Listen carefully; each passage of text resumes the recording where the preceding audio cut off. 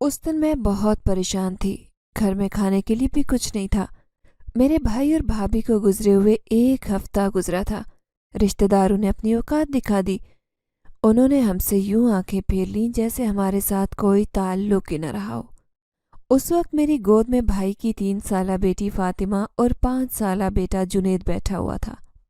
دونوں بھوک سے روئے جا رہے تھے۔ ان کے آنسو مجھے اپنے دل پر گرتے ہوئے محسوس ہو رہے تھے۔ میں نے انہیں تسلی دیتے ہوئے کہا کہ فکر مت کرو، تھوڑی دیر میں چچا فاروق آئیں گے، وہ کھانا لے آئیں گے۔ 5 سالہ جنید روتے ہوئے بولا، خالہ جان، آپ نے صبح بھی یہی کہا تھا لیکن چچا فاروق نہیں آئے۔ آپ ہم سے جھوٹ بول رہی ہیں، ہمارے پاس کھانے کے لیے کچھ بھی نہیں ہے۔ ماما بابا کے بعد ہم بہت غریب ہو گئے۔ کاش میں بھی ماما بابا کے ساتھ مر جاتا۔ میں نے بے ساختہ اس کے لبوں پر ہاتھ رکھا۔ اس طرح کی باتیں نہیں کرتے بچے۔ بعض اوقات انسان کی زندگی میں برا وقت آ جاتا ہے، انسان کو صبر کرنا ہوتا ہے۔ میں جو خود کبھی بھی برداشت نہیں کر سکتی تھی، آج میں ایک 5 سال کے بچے کو صبر کی تلقین کر رہی تھی۔ مجھے صبر نہیں کرنا، مجھے کھانا کھانا ہے۔ روتے روتے وہ چارپائی پر سو گیا۔ فاطمہ میں تو اب اتنی بھی ہمت نہیں تھی کہ وہ آنسو بہاتی۔ میں نے ان دونوں کو کمرے میں ہی چھوڑا اور ہمت کر کے گھر سے باہر نکل گئی۔ اب میرا رخ چودھری کی حویلی کی طرف تھا، جس نے آج سے 3 مہینے پہلے مجھے پیشکش کی تھی۔ میں نے وہ پیشکش اس کے منہ پر ماری تھی اور نفرت کا اظہار کرتے ہوئے کہا تھا کہ میرا شمار ان لڑکیوں میں نہیں ہوتا جو اپنے جسم کی قیمت لگاتی ہیں۔ میں ایک شریف اور عزت دار خاندان سے تعلق رکھتی ہوں۔ اگر تمہیں واقعی مجھ سے دلچسپی ہے تو میرے بھائی کے پاس آ کر میرا ہاتھ مانگو۔ حویلی کی طرف بڑھتے ہوئے میرے قدم لڑکھڑا رہے تھے، آنکھوں سے آنسو تیزی سے بہہ رہے تھے۔ راستے میں مجھے فاروق چچا مل گئے۔ وہ پریشانی سے کہنے لگے، کیا ہوا بیٹا؟ کیوں رو رہی ہو؟ اس وقت کہاں جا رہی ہو؟ میں نے انہیں کہا کہ حویلی جا رہی ہوں۔ پاگل تو نہیں ہو گئی ہو؟ تمہیں پتہ ہے کہ وہاں وہ شخص تم سے کتنی خار کھاتا ہے؟ اسے صرف اور صرف ایک موقع کی تلاش ہے۔ وہ تمہیں اپنی ہی نظروں میں گرا دے گا۔ کیوں اپنی عزت کی دشمن بنی ہو؟ تو میں کیا کروں چچا جان؟ آپ خود ہی مجھے بتائیں، میں کیا کروں؟ بھائی کے بچے میرے سامنے بھوک سے روئے جا رہے ہیں، انہیں دینے کے لیے میرے پاس ایک سوکھی روٹی بھی نہیں ہے۔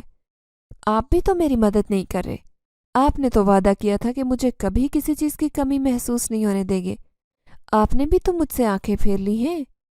نہ چاہتے ہوئے بھی میں شکایات کرنے لگی، ورنہ میں انہیں خود سے وعدہ کیا تھا کہ کچھ بھی ہو جائے چچا فاروق کو اپنے گھر کے حالات کے بارے میں نہیں بتاؤں گی۔ میں نے سونیا کو راشن دے کر تمہارے گھر بھیجا تھا۔ وہ حیرانگی سے کہنے لگے۔ میں نے اپنے آنسو صاف کیے اور انہیں بتایا کہ صبح سے اب تک میرے گھر میں کوئی راشن نہیں آیا۔ اب انہیں اور مجھے ساری کہانی سمجھ آ چکی تھی۔ دراصل چچی حد سے زیادہ کنجوس عورت تھی۔ چاہے غریبوں کی مدد کرنا ہو یا اپنے رشتہ داروں کو کچھ دینا ہو، اس معاملے میں ان کی جیب ہمیشہ خالی رہتی۔ لیکن جہاں پر اپنی اور بچوں کی عیاشیوں کا سوال آتا وہ کھلا پیسہ اڑاتی۔ انہیں کسی چیز کی بھی یاد نہیں رہتی تھی، جبکہ غریبوں کے سامنے اپنی مجبوری گننا شروع ہو جاتی۔ بیٹا فکر مت کرو، میں ابھی گھر جا کر تمہارے لیے کھانے کا بندوبست کرتا ہوں۔ خدا کے لیے چودھری کے پاس نہیں جانا، وہ ظالم ترین شخص ہے، وہ تمہارے ساتھ برا سلوک کرے گا۔ تمہارے بھائی نے مرنے کے بعد تمہاری ذمہ داری مجھے سونپی تھی، مگر میں پچھلے کچھ دن سے ضروری کام کے سلسلے میں شہر سے باہر گیا تھا۔ میں نے اپنے بیٹے کو یہ ذمہ داری دی تھی، لیکن لگتا ہے کہ وہ اپنی ماں کی وجہ سے دب گیا تھا۔ مگر اب ایسا نہیں ہوگا۔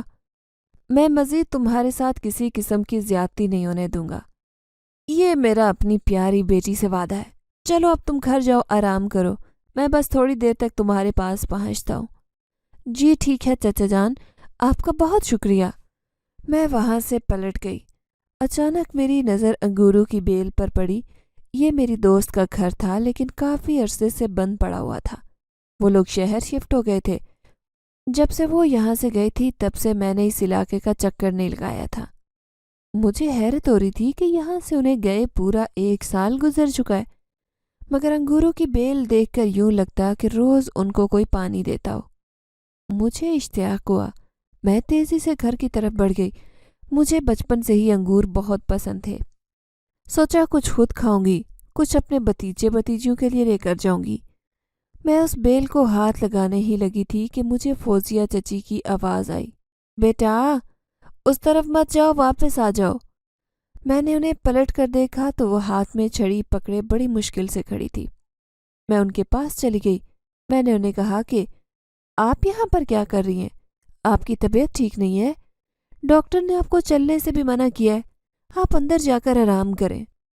انہوں نے میری بات کا جواب نہیں دیا بلکہ مجھے دوبارہ سے خبردار کرتے ہوئے کہا، اس بیل کو ہاتھ نہیں لگانا۔ دراصل گاؤں میں موجود ہر عورت سے ہی میں واقف تھی، کیونکہ میری امی کا ہر گھر میں ہی آنا جانا لگا رہتا تھا۔ میں ان کی اکلوتی بیٹی تھی، اسی وجہ سے وہ مجھے بھی اپنے ساتھ ہی لے کر جاتی تھی، لہٰذا میری سب سے اچھی بات چیت تھی۔ چچی فوزیہ بھی میری پسندیدہ عورت تھی، کیونکہ ان سے میں نے قرآن پڑھا تھا۔ یہ میری ٹیچر بھی تھی۔ جی ٹھیک ہے چچی، میں وہاں نہیں جا رہی، چلے آپ کو آپ کے گھر تک چھوڑ دیتی ہوں۔ تم نے بچپن میں قرآن میں جنات کا ذکر پڑھا تھا؟ اب کی بار بھی وہ خود ہی مجھ سے سوال کرنے لگی، بغیر میری بات کا جواب دیے۔ میں حیران ہو گئی کہ یہاں پر جنات کا ذکر کہاں سے آ گیا۔ جی چچی جان، میں نے پڑھا تھا اور میں جنات کے وجود پر یقین رکھتی ہوں، لیکن آپ اس طرح کی باتیں کیوں کر رہی ہیں؟ کیونکہ مجھے ڈر ہے کہ تم ان کے چکر میں نہ پھنس جاؤ۔ جنات ہر قسم کے ہوتے ہیں، اچھے بھی اور برے بھی۔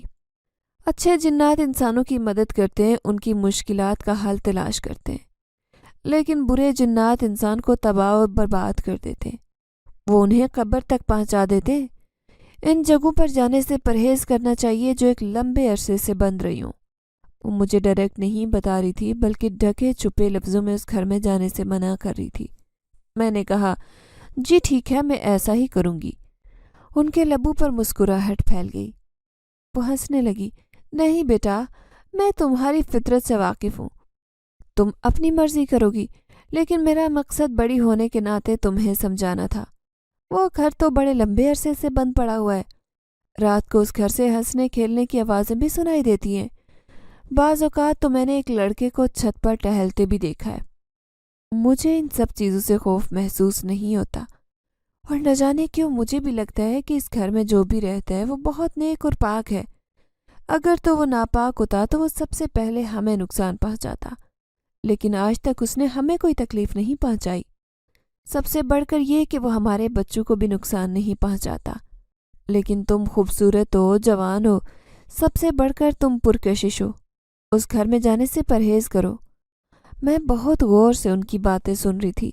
سچ تو یہ تھا کہ مجھے ان کی کسی بھی بات پر یقین نہیں آ رہا تھا۔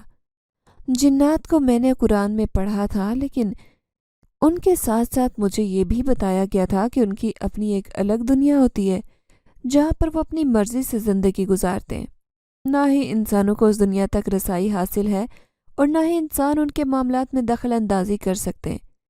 میں یہ سوچتی تھی کہ جب ان کی اپنی ایک الگ بستی ہے تو وہ انسانوں کی دنیا میں کیا کریں گے، جبکہ یہاں پر تو ان کے لیے کچھ بھی نہیں رکھا ہوا تھا سوائے بڑے بڑے عاملوں کے جو ہر وقت انہیں قید کرنے کی کوششوں میں لگے رہتے۔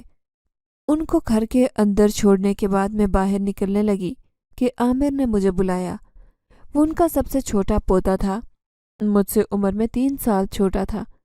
میں نے اس سے اس کی خیریت دریافت کی اور اس سے کہا کہ میرا اس وقت انگور کھانے کو بہت دل للچا رہا ہے، لیکن میرا ہاتھ اس بیل تک نہیں پہنچ رہا، کیا تم میرے ساتھ چلو گے؟ باجی، تم جانتی ہو کہ میرا قد بھی چھوٹا ہے، لیکن میرے پاس اس گھر کی چابیاں موجود ہیں۔ آپ کی دوست کی امی وہ چابیاں ہم لوگوں کے حوالے کر کے گئی تھی۔ میں اکثر دادی جان کے ساتھ وہاں پر جاتا ہوں۔ دادی جان ادھر بیٹھ کر قرآن کی تلاوت کرتی ہے۔ میں حیران رہ گئی کیونکہ میری ٹیچر نے مجھے اس سب کے بارے میں نہیں بتایا تھا، انہوں نے صرف مجھے خبردار کیا تھا۔ میں نے اس سے کہا، چلو ٹھیک ہے، اب ہم دونوں چلتے ہیں۔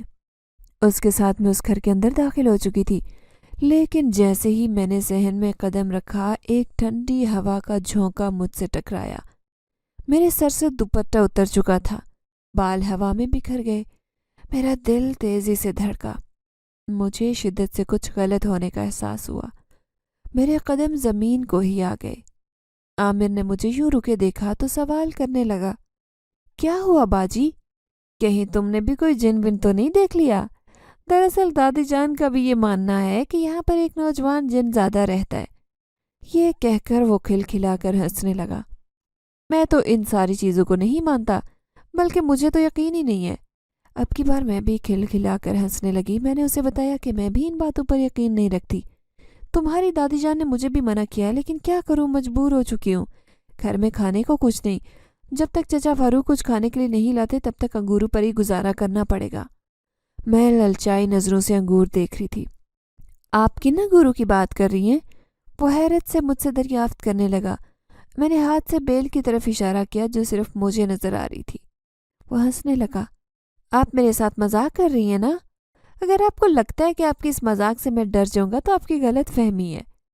میں عامر جاوید کسی سے نہیں گھبراتا، نہ ہی مجھے اس طرح کی چیزیں خوفزدہ کر سکتی ہیں۔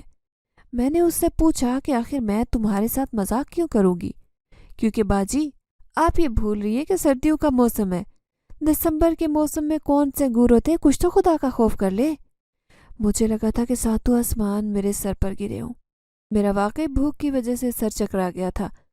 میں نے تو یہ سوچا ہی نہیں کہ دسمبر کا موسم چل رہا ہے۔ انگوروں کی بیل دیکھ کر کسی بھوکے کی طرح اس پر جھپٹنے کے لیے تیار ہو گئی۔ میری ٹیچر نے بھی مجھے موسم کے بارے میں نہیں بتایا۔ اب ہزار طرح کے سوال تھے جو میرے ذہن میں گردش کر رہے تھے۔ میرے دل میں طرح طرح کے وسوسے بیٹھ گئے۔ میں نے جب تیسری بار بیل کی طرف نظر اٹھا کر دیکھا تو قدموں تلے سے زمین نکل گئی، کیونکہ اب وہاں کچھ بھی نہیں تھا۔ دیوار خالی تھی۔ میرا وجود خوف سے کانپنے لگا اور میری بگڑتی حالت دیکھ کر وہ پریشان ہو گیا۔ تیزی سے چلتا میرے پاس آیا، مجھے سہارا دیتے ہوئے بولا، باجی کیا ہو گیا آپ کو؟ کیوں ڈرا رہی ہیں؟ کیا تمہیں وہاں کھڑا ایک شخص نظر آ رہا ہے؟ اچانک میری نظر اس گھر کے کمرے سے نکلتی ایک نوجوان پر پڑی جو مسکراتی نظروں سے میرے چہرے کو دیکھ رہا تھا۔ میری آنکھیں دھندلا رہی تھی، اسی وجہ سے اس کا چہرہ ٹھیک سے نظر نہیں آ رہا تھا۔ عامر نے مجھے جواب نہیں دیا۔ میں نے ایک سے دوبارہ پوچھا، کیا تمہیں اس گھر سے ایک انسان نکلتا ہوا محسوس ہو رہا ہے؟ اس پر بھی وہ کچھ نہیں بولا۔ بے ساختہ نظریں اٹھا کر عامر کو دیکھا اور اسی لمحے بے ہوش ہو گئی، کیونکہ یہ وہی شخص تھا جو تھوڑی دیر پہلے مجھے کمرے سے نکلتا محسوس ہو رہا تھا۔ جب مجھے ہوش آیا تو میں اپنے گھر میں چارپائی پر پڑی تھی، قریب ہی عامر بیٹھا تھا۔ شکر ہے باجی تم ہوش میں آ گئی ہو۔ جنید کب سے روئے جا رہا ہے؟ میں اس کے لیے گھر سے کھانا لے کر آیا تھا، لیکن اب تم خود ہی سے کھانا بنا کر دو۔ چچا فاروق تو سارا سودا دال دے کر چلے گئے ہیں۔ اس نے میرا دھیان دوبارہ سے میرے بھتیجے بھتیجیوں کی طرف مبذول کروایا۔ میں ایک بھی لمحے کے لیے پچھلے واقعے کو بھول گئی، لیکن مجھے یاد آیا کہ تھوڑی دیر پہلے ہم اس گھر میں گئے تھے اور وہاں ایک عجیب سا واقعہ رونما ہوا تھا۔ میں نے عامر سے اس بارے میں پوچھنے کی کوشش کی تو وہ خاموش کرواتے ہوئے کہنے لگا، دیکھو باجی، نیند اور بھوک کی وجہ سے تمہارے ساتھ وہ سب کچھ ہوا ہے، ورنہ حقیقت میں تو وہاں جن کا وجود ممکن ہی نہیں، کیونکہ اگر وہاں واقعی ہی وہ شخص موجود ہوتا تو مجھے بھی دکھائی دیتا۔ آپ میں کون سے سرخاب کے پڑ لگے جو صرف آپ کو ہی دکھے گا؟ آخر میں وہ منہ بسوٹتے ہوئے بولا۔ میں بھی خاموش ہو گئی۔ دوبارہ اس سے سوال نہیں کیا، لیکن جب سے وہاں سے آئی تھی تب سے میرے ذہن میں اسی نوجوان کا چہرہ گھوم رہا تھا۔ 3 دن تک تو ہم لوگوں نے اسی کھانے پر گزارا کیا۔ آخری دن تھا، کھانا تقریباً ختم ہو گیا۔ چچا فاروق نے وعدہ کیا تھا کہ وہ مہینے کا راشن دلوائیں گے، لیکن وہ صرف چند دن کا راشن ڈلوا گئے تھے۔ اب تو مجھے یہ بھی لگنے لگا کہ جیسے وہ ہماری بے بسی کا مذاق بنا رہی ہوں۔ میں بہت کنجوسی سے کام لے رہی تھی۔ آخری دن تھا، میں نے تھوڑے سے دال چاول بنائے، بھتیجے بھتیجیوں کو دیے۔ میری چھوٹی بھتیجی دودھ پیتی تھی، لیکن اب اس نے کھانا بھی شروع کر دیا تھا۔ یہ دیکھ کر مجھے بہت دکھ ہوتا، میرا دل خون کے آنسو روتا، مگر میں کسی سے مدد طلب بھی نہیں کرتی تھی۔ اگر میں چاہتی تو اپنی ٹیچر کے پاس جا کر ہاتھ پھیلاتی، لیکن مجھے عجیب محسوس ہوتا۔ ان کے سامنے میرا ایک بھرم تھا، میں نہیں چاہتی تھی کہ وہ بھرم بھی ٹوٹے۔ اپنے لیے کھانا ڈال کر باہر نکلی ہی تھی کہ دروازے پر دستک ہوئی۔ میں نے گھڑی کی طرف ایک نظر ڈالی، رات کے 10 بج رہے تھے، سردیوں کے دن تھے۔ اس وقت کون ہو سکتا ہے؟ میں نے بے ساختہ سوچا۔ میرا دھیان اپنے فاروق چچا کی طرف چلا گیا، کیونکہ صرف وہی تھے جو ہمارے گھر آتے تھے۔ میں خوش ہو گئی، لیکن جب دروازہ کھولا تو وہاں پر ایک بوسیدہ لباس میں ملبوس کوئی شخص کھڑا تھا۔ اس نے اپنے چہرے کو چادر سے چھپایا ہوا تھا، صرف اس کی شاطر آنکھیں ہی نظر آ رہی تھی۔ مجھے کھانے کے لیے کچھ دے دو، 2-3 دن سے بھوکا ہوں، اس نے کانپتی آواز میں کہا۔ میں نے بے ساختہ نظر اٹھا کر چارپائی پر پڑی چاول کی پلیٹ پر ڈالی۔ میں نے خود صبح سے کچھ نہیں کھایا تھا۔ نہ جانے میرے دل میں کیا آیا کہ میں نے وہ پلیٹ اٹھائی اور اس شخص کے حوالے کر دی۔ اس کے ساتھ ہی میں نے دروازہ بند کر دیا، کیونکہ مجھے ڈر تھا اگر رات کافی ہو چکی تھی تو اس طرح سے ایک اجنبی شخص کے لیے دروازے سے باہر اس کا کھڑے ہونا اور کھانا مانگنا مجھے تھوڑا عجیب تو لگا، مگر میں بہت نرم دل کی مالک تھی۔ میری عادت تھی کہ جب بھی گھر میں کوئی سائل آتا تو اسے خالی ہاتھ نہیں لوٹاتی۔ میں کمرے میں داخل ہونے لگی تھی کہ اچانک میرے قدم زمین پر رک گئے، کیونکہ اس طرح کی آنکھیں میں نے بے ہوش ہونے سے پہلے بھی چہرے کے بہت قریب دیکھی تھی۔ میری چھٹی حس مجھے شدت سے کچھ غلط ہونے کا اشارہ دے رہی تھی۔ میں نے تیزی سے نفی میں سر ہلایا، خیالات کو جھٹکنے کی کوشش کی، لیکن ایسا ممکن نہیں ہوا۔ تھوڑی دیر بعد بچوں کے قریب آ کر لیٹ گئی۔ رات تقریباً 1 بجے کا وقت تھا جب اچانک میری آنکھ کھل گئی۔ یوں محسوس ہوا جیسے کوئی میرا نام پکار رہا ہو۔ میں تیزی سے چارپائی سے اٹھ بیٹھی، ایک نظر سوئی بھتیجی پر ڈالی اور کمرے سے نکل گئی۔ صحن کافی بڑا اور کھلا تھا، گھر کی دیواریں بھی اتنی اونچی نہیں تھی، مگر کیا کرتی، تجسس کے ہاتھوں مجبور ہو گئی۔ مجھے یوں محسوس ہوا جیسے کوئی برگد کے پیڑ کے قریب کھڑا ہو۔ وہاں مجھے نوجوان کا گمان ہو رہا تھا۔ اس سے پہلے کہ اس کے قریب جاتی، کمرے سے چلانے کی آوازیں سنائی دینے لگی۔ بھاگ کر لائٹ آن کی تو بھتیجا بھتیجی دونوں رو رہے تھے۔ میں نے پوچھا کہ کیا ہوا، کیوں روئے جا رہے ہو؟ وہ کہنے لگے کہ تھوڑی دیر پہلے بابا ہمیں لینے آئے تھے، لیکن بابا تو مر گئے، تو وہ کون تھا؟ میں خود خوف زدہ ہو گئی۔ میں نے انہیں سینے سے لگایا اور تسلی دیتے ہوئے کہا، ایسا کچھ نہیں ہے، تم لوگوں نے ضرور خواب دیکھا ہوگا۔ میرا بھتیجا کہنے لگا، وہ خواب نہیں تھا، انہوں نے ہاتھ میں بہت ساری چیزیں اٹھا رکھی تھی، مگر مجھے یاد ہے کہ میرے بابا تو مر گئے، ان کی روح تو ہمیں لینے کے لیے نہیں آ گئی۔ دراصل میرے بھتیجے نے انڈین ڈرامے بھی دیکھے ہوئے تھے، وہ کافی ذہین بھی تھا، چیزوں کو جلد سمجھ جاتا۔ بعض اوقات تو اس کی ذہانت دیکھ کر میں خود بھی حیران ہوتی۔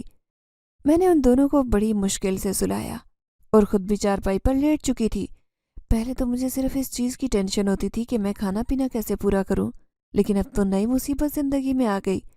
صبح جب سو کر اٹھی تو حلوہ پوری کی خوشبو میرے نتھنوں سے ٹکرائی۔ بہت پیاری خوشبو تھی۔ میں نے دیکھا کہ بھتیجا بھتیجی دونوں پہلو میں نہیں تھے۔ کچن میں چیک کیا تو وہ دونوں پرجوش ہو کر حلوہ پوری کھا رہے تھے۔ میری بھتیجی نے تو سارے کپڑے گندے کر دیے تھے، مگر اس کے لبوں پر ایک پیاری سی مسکراہٹ پھیلی تھی۔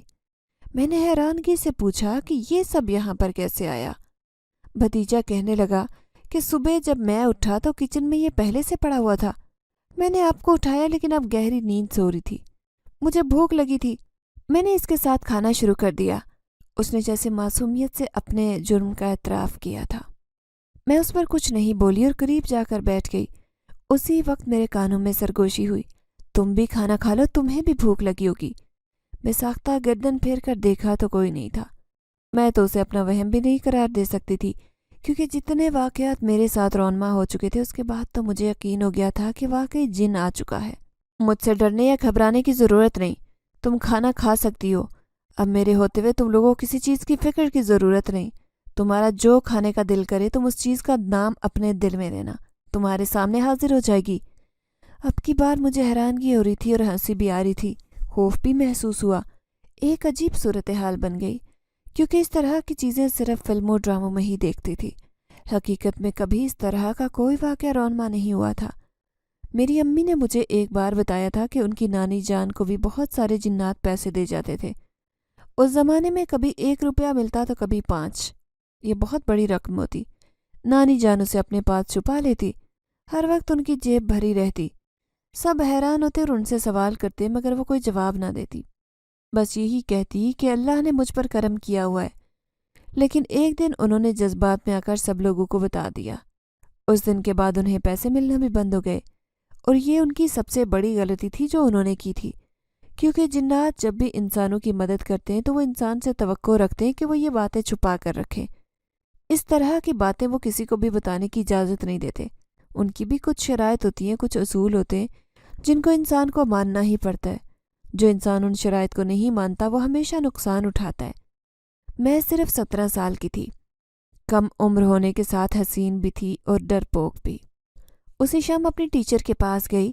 अभी कमरे में दाखिल हुई थी कि उन्होंने हाथ उठाकर रुकने का इशारा किया। उन्होंने मुझे कहा कि अगर तुम मेरे पास शिकायत लगाने के लिए आई हो तो उल्टे कदमों चली जाओ।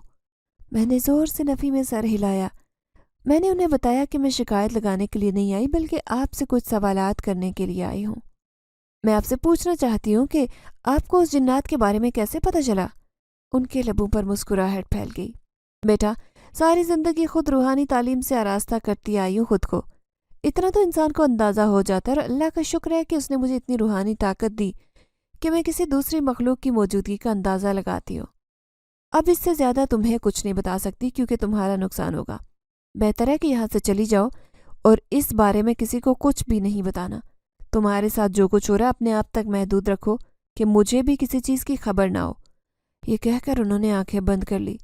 मैं भी दरवाजे में ही खड़ी थी कि मुझे अपनी पोजीशन का एहसास हुआ तो शर्मिंदगी होने लगी। उन्होंने तो मुझे अंदर आने की दावत भी नहीं दी और मैं कैसे बेशर्मों की तरह उनसे सवालात किए जा रही थी। सर झुकाकर वहां से बाहर आई। आमिर जो कि किचन में खड़ा था मुझे देखकर मजाक उड़ाते बोला, बाजी, क्या फिर से वो जिन तो नहीं देख लिया? इससे पहले कि मैं जवाब देती मेरे कानों में सरगोशी हुई। अगर तुम कहो तो इसे सबक सिखा देता हूँ। ये दोबारा तुम्हारा मजाक नहीं बनाएगा। मेरे लबों पर शरारती मुस्कुराहट फैल गई। ना चाहते हुए भी मैंने उस अनदेखे वजूद को हाँ कह दी और खुद दरवाजे से बाहर निकल गई। अभी मैं चंद कदम ही चली थी कि मुझे पीछे से आमिर के चिल्लाने की आवाज़ें सुनाई देने लगी। वो खौफ से चीखें मार रहा था, ऊंचा ऊंचा कह रहा था, दादाजान फिर से जिंदा हो गए, दादाजान मेरे पास बैठे हुए, कोई ने यहाँ से उठाओ। मुझे बहुत हंसी आ रही थी और खौफ भी महसूस हो रहा था, लेकिन मैं जानती थी कि यह खौफ ज़्यादा देर तक कायम रहने वाला नहीं है। मैंने अभी तक उस जिनजात को नहीं देखा था। मैंने तो ये भी सुना था कि वो कभी भी इंसान के सामने अपने असल रूप में नहीं आते क्योंकि उनकी असल रूप बहुत खौफनाक किस्म का होता है। अगर इंसान वो देख ले तो उसका दिल बंद हो जाए। नेक जिन्नात तो ये गलती कभी नहीं करते, लेकिन जो नापाक जिन्नात होते हैं वो इंसान की जान लेने के लिए इस तरह की हरकत ज़रूर करते। इंसान का दिल बंद हो जाता है, उसकी आंखें एक जगह ठहर जाती हैं। जब तक उसकी रूह उसके जिस्म से परवाज़ नहीं करती तब तक वो उसकी नज़रों के सामने से नहीं हटते। मैंने इस तरह की बहुत सारी कहानियां भी सुन रखी थी, लेकिन कभी यकीन नहीं किया था, मगर अब लग रहा था कि यकीन कर ही लेना चाहिए। अब तो मुझे अपने भतीजे भतीजों की भी फिक्र नहीं होती थी।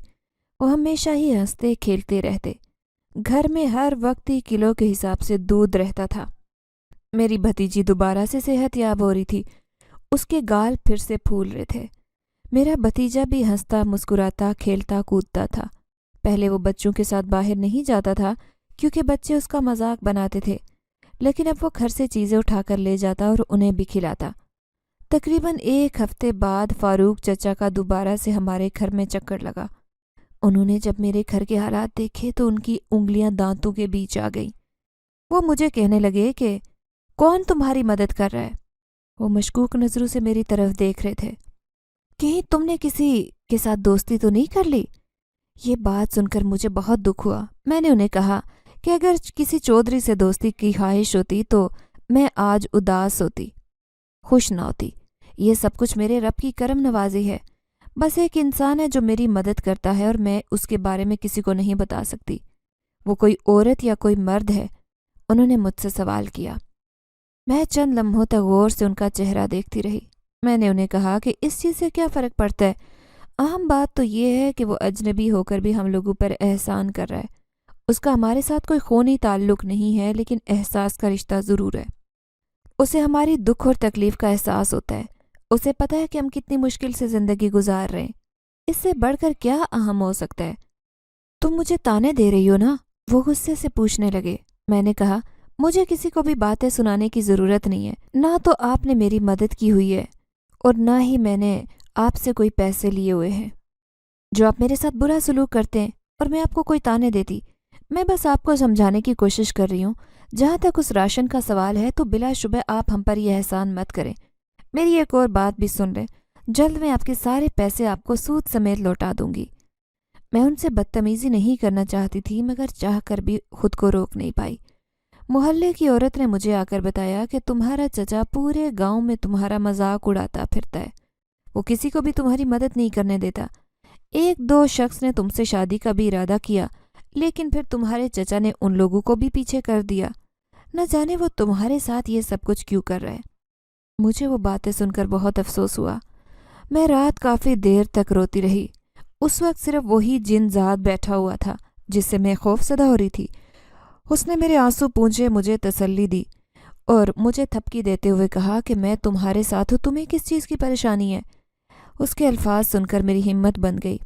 میں نے اس سے بے ساختہ پوچھا کہ تم یہ سب کچھ کیوں کر رہے ہو؟ آخر تمہارا کیا فائدہ ہے؟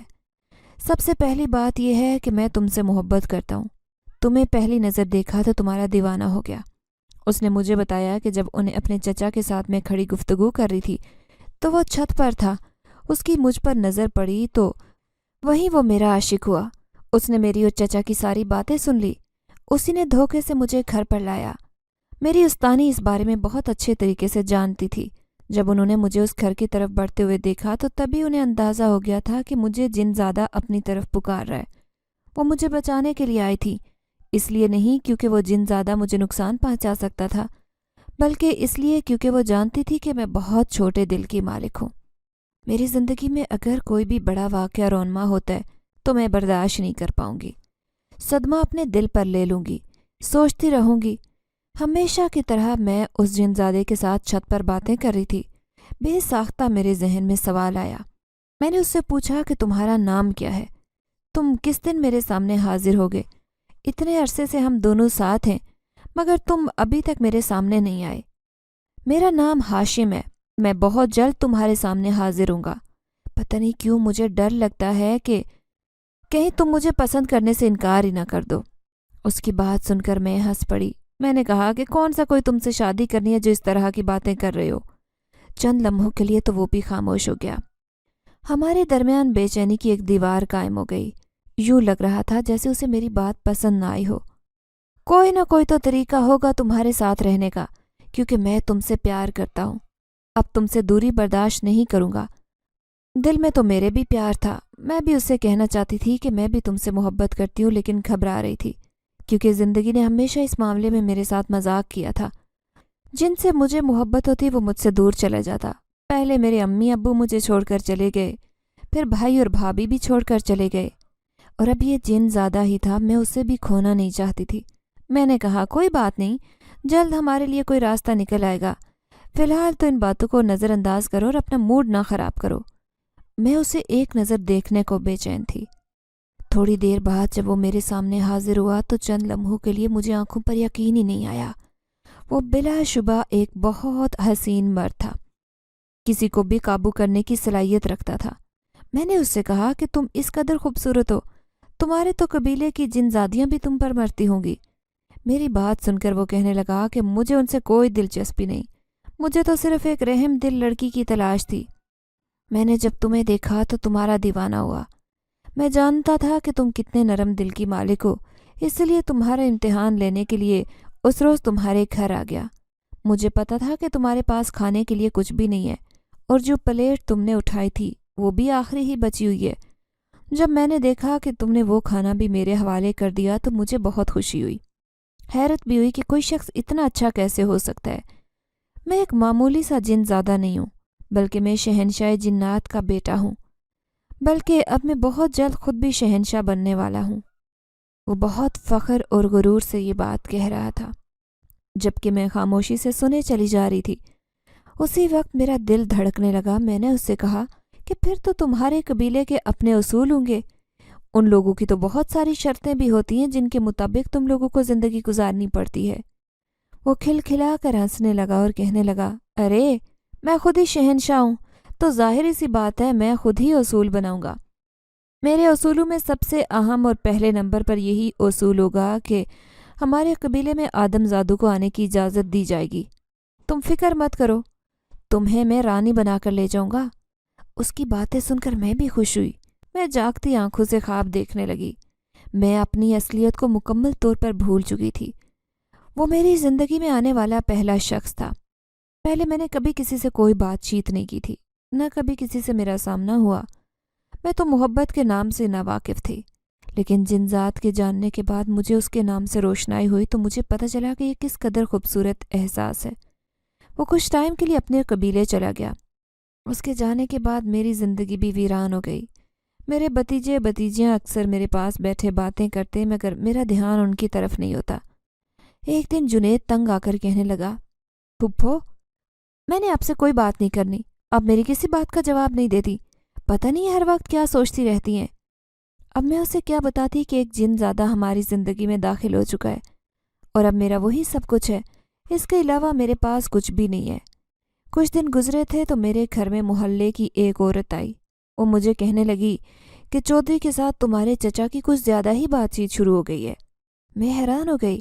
میں نے اس سے کہا کہ ایسا ممکن نہیں ہو سکتا، تمہاری غلط فہمی ہے، ورنہ چچا تو چودھری کو سخت ناپسند کرتے ہیں۔ اس نے چچا کی کچھ زمینوں پر قبضہ کیا ہوا ہے اور وہ کسی صورت بھی دینے کے لیے راضی نہیں ہے۔ وہ عورت کہنے لگی، یہ بھی تو ہو سکتا ہے کہ ان کے درمیان کسی قسم کا کوئی معاہدہ ہو گیا ہو۔ ارے نہیں، یہ نہیں ہو سکتا، کیونکہ چچا کے پاس ایسا کچھ بھی نہیں ہے جس کے بدلے میں وہ چودھری سے اتنی زیادہ زمینیں لیں گے۔ بات کرتے کرتے میں یکدم خاموش ہو گئی۔ اشارہ میری طرف جا رہا تھا، کیونکہ ان کا رویہ پچھلے کچھ دن سے بہت ہی میٹھا ہو گیا تھا۔ بیٹا بیٹا کہتے ان کی زبان نہیں تھکتی تھی۔ ہر وقت وہ ہمارے لیے کھانے کے لیے کچھ نہ کچھ لاتے رہتے۔ یوں تو ہاشم بھی مجھے کچھ زیورات دے کر گیا تھا، جسے میں اپنے دوست کے بیٹے کے ساتھ شہر جا کر بیچ آئی تھی، اور ایک موٹی رقم مجھے ملی تھی۔ میں نے وہ سنبھال کر رکھی ہوئی تھی۔ جب بھی میرے گھر میں کوئی ساحل آتا تو اسے خالی ہاتھ نہیں لوٹاتی تھی۔ گاؤں میں موجود غریب عورتوں کی بھی مدد کرتی۔ اس کے ساتھ ساتھ میں نے انہیں سختی سے منع کیا ہوا تھا کہ آپ لوگوں نے یہ بات کسی کو بھی نہیں بتانی کہ میں آپ کی مدد کر رہی ہوں۔ دعائیں دیتے ان کی زبان نہیں تھکتی تھی۔ مجھے لگتا تھا کہ ان کی دعاؤں کی وجہ سے میں کسی بڑے مقام پر پہنچ جاؤں گی۔ بہت خوشی محسوس ہوتی تھی۔ اگلے ہی دن جس بات کا ڈر تھا وہی ہوا۔ چچا جان چودھری کے ساتھ میرے گھر کے اندر داخل ہوئے۔ میں پریشان ہو گئی، اندر ہی اندر ڈر رہی تھی، لیکن خود پر کنٹرول پاتے ہوئے چچا سے پوچھا کہ آپ اس شخص کو یہاں پر کیوں لے کر آئے ہیں؟ کیا بھول گئے کہ اس نے میرے ساتھ بدتمیزی کرنے کی کوشش کی تھی؟ بیٹا، بس پرانی باتیں نہیں دہراتے، انہیں بھول جاؤ، اب یہ ویسا نہیں رہا۔ میں نے ایک نظر اٹھا کر چودھری کی طرف دیکھا جو خباثت بھری نظروں سے میری طرف دیکھ رہا تھا۔ میں نے انہیں کہا کہ اگر آپ چاہتے ہیں کہ میں آپ کو دھکے دے کر یہاں سے نہ نکالوں تو آپ خود ہی چلے جائیں۔ اس سے پہلے کہ میں مزید کچھ کہتی، اس نے میرا بازو پکڑا اور کہنے لگا، اے لڑکی، تم خود کو کیا سمجھتی ہو؟ تمہیں کیا لگتا ہے کہ میں ہر بار کی طرح تمہارا حکم مانوں گا؟ اس وقت تیرا بھائی زندہ تھا، اسی وجہ سے تیرا لحاظ کر گیا، لیکن اب میں نے اسے اس دنیا سے رخصت کر دیا ہے۔ مجھے لگا تھا کہ میرے کانوں نے کچھ غلط سنا ہو۔ میں نے بے ساختہ اس سے پوچھا کہ یہ تم کیا کہہ رہے ہو؟ وہ کھلکھلا کر ہنسنے لگا۔ وہی کہہ رہا ہوں جو سچ ہے۔ تیرے بھائی کو میں نے ہی جان سے مارا تھا، کیونکہ اب وہ میرے گلے کی ہڈی بنتا جا رہا تھا۔ نہ وہ تجھے میرے حوالے کر رہا تھا، نہ ہی مجھ سے اپنے کیے کی معافی مانگ رہا تھا۔ میں نے سوچا کہ کیوں نہ اس کو اور اس کی بیوی کو جان سے ہی مار دوں۔ پچھلے کچھ عرصے سے میں ضروری کام کے سلسلے میں ملک سے باہر تھا، اسی وجہ سے تمہارے پاس نہیں آیا۔ تو کیا سمجھ رہی تھی کہ میں پیچھے ہٹ گیا ہوں؟ یہ تیری غلط فہمی ہے۔ اس دن جب تم نے لوگوں کے سامنے میرے چہرے پر تھپڑ مارا تھا، اسی دن میں نے وعدہ کر لیا تھا کہ تجھے ذلیل و رسوا کروں گا۔ میرے بھتیجے بھتیجی کمرے میں کھڑے خوف سے یہ سب دیکھ رہے تھے۔ میں نے انہیں کمرے کے اندر ہی رکنے کے لیے کہا، مگر اسی وقت چودھری کی نظر ان پر بھی پڑ گئی۔ اس نے اپنے آدمیوں کو اشارہ کیا اور انہیں لانے کے لیے کہا۔ تھوڑی دیر بعد وہ دونوں بھی اس کے قریب کھڑے تھے۔ وہ میری آنکھوں میں دیکھ کر نفرت بھرے لہجے میں کہنے لگا، میں تیرے پاس چل کر نہیں آؤں گا، اب تم خود چل کر میرے پاس آؤ گی۔ میرے قدموں میں گر کر مجھ سے وہی بات کرو گی جس کا کچھ عرصہ پہلے میں نے تم سے مطالبہ کیا تھا، ورنہ یہ بچے تمہارے حوالے نہیں کروں گا، بلکہ ان کو جان سے مار دوں گا۔ یہ کہہ کر وہ وہاں سے چلا گیا۔ میں روتی رہی، پیٹتی رہی، ان کی منتیں کرتی رہی، مگر وہ میری بات سننے کے لیے تیار ہی نہیں تھے۔ میں زمین پر بیٹھی تھی، چچا میرے قریب ہی کھڑے تھے۔ میں نے ان سے کہا، آپ اس قدر ظالم کیسے ہو سکتے ہیں؟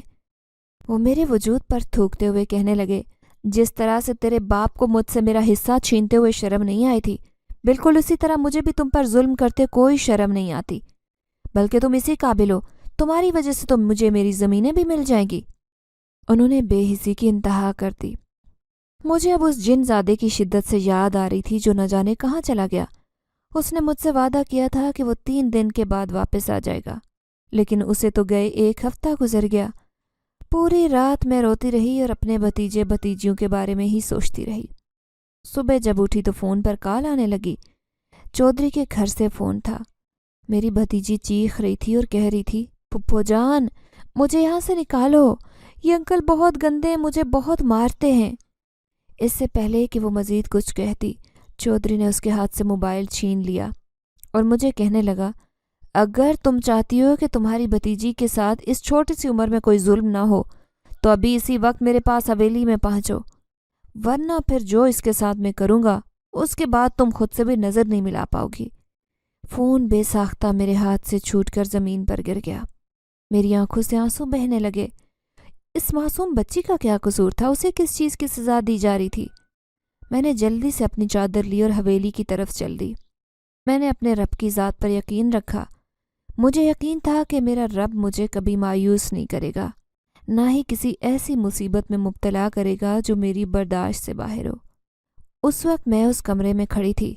وہ خباثت بھری نظروں سے مجھے دیکھ رہا تھا۔ اس سے پہلے کہ وہ ہاتھ اٹھاتا، اس کا ہاتھ ہوا میں ہی رک گیا۔ وہ درد کے مارے چلانے لگا۔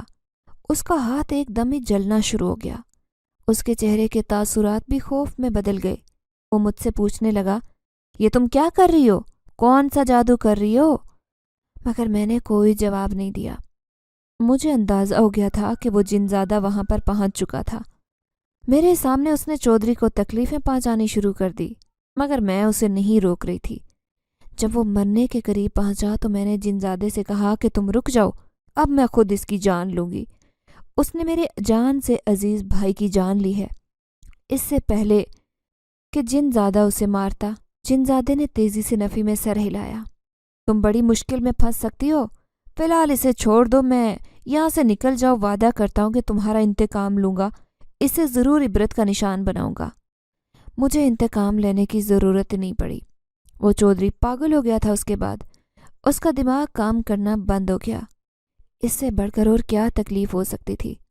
جہاں تک میرے چچا کا سوال تھا تو ان کا بہت بڑا نقصان ہوا۔ ان کے ہاتھ سے سب کچھ نکل گیا۔ بعد میں وہ مجھ سے معافی مانگنے کے لیے آئے، مگر میں نے انہیں معاف نہیں کیا۔ اپنے بھتیجے بھتیجیوں کو لے کر میں اپنی دور کی خالہ کے پاس چلی گئی تھی، جنہوں نے پہلے تو مجھے قبول کرنے سے انکار کر دیا کیونکہ ان کے پاس اتنے پیسے نہیں تھے کہ وہ میرا خرچہ اٹھا سکتی۔ مگر اس بار میں نے انہیں یقین دلایا کہ مجھے آپ کے اوپر والا پورشن چاہیے، میں آپ کو ہر مہینے اس کے پیسے بھی دے دیا کروں گی۔ مجھے صرف اور صرف تحفظ کی ضرورت تھی، ورنہ میں نے فیصلہ کیا تھا کہ اب اپنا نظام خود ہی چلاؤں گی۔ اس کے بعد وہ جن زادہ تقریباً 3 سال تک ہمارے پاس ہی آتا رہا، ہمارے سارے کام کرتا۔ اس کے ہوتے ہوئے ہمیں کسی چیز کا خوف نہیں ہوتا تھا۔ میری خالہ حیران ہوتی اور مجھ سے پوچھتی کہ تم اتنے پیسے کہاں سے لاتی ہو؟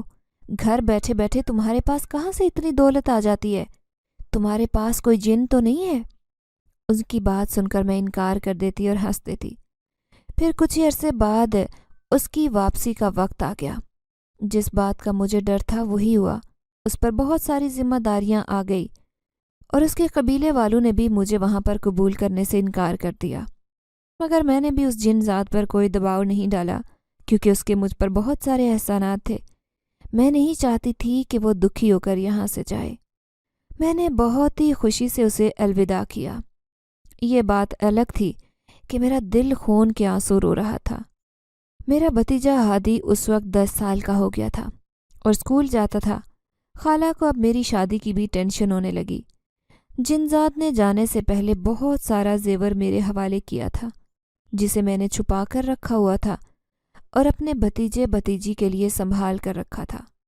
میں نے فیصلہ کیا تھا کہ میں اب اسی شخص سے شادی کروں گی جو میرے بھتیجے بھتیجی کو بھی میرے ساتھ قبول کرے گا۔